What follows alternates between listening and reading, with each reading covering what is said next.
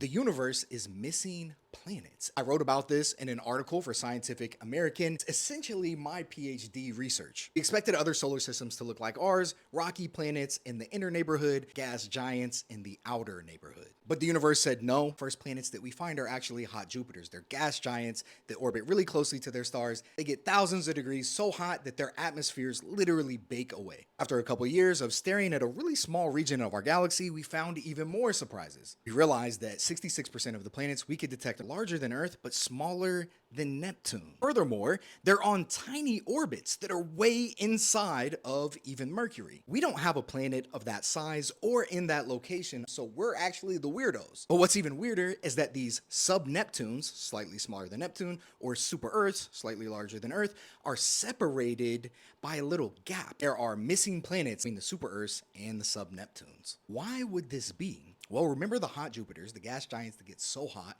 that they lose their atmospheres. Imagine if that happened to one of the sub-Neptunes. Whereas the gas giants are massive enough to hold on to their gas, a smaller planet like a sub-Neptune may not. Maybe these planets aren't missing after all. They start out as sub-Neptunes, lose their atmospheres, and by the time we look at them, it just looks like they're super-Earths. This matters because it tells us how planets evolve, which is critical in understanding whether or not a planet could be potentially habitable.